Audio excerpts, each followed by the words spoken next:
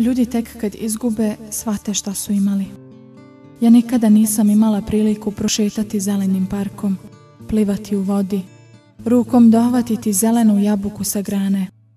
Gledam kroz prozor zelenu rosnu travu kojom bih tako rado trčala. Misli se roje. Duša se puni kao planinski izvorčić. Sve bih to htjela, ali ne mogu. Onda shvatim da imam način da sve to uradim, baš u mašti. Uzmem olovku i papir i duši dam oduška u bezbroj pjesmama. Sada se osjećam slobodno, sada se osjećam sretno.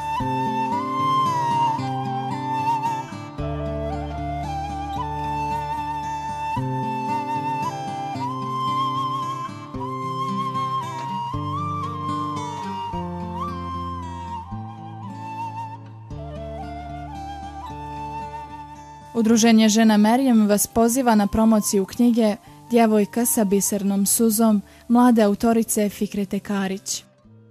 Subota, 17. novembar u 18 časova u Velikoj sali Mešihata. Sav prihod od prodaje knjige i donacija bit će namijenjen za operaciju same autorice.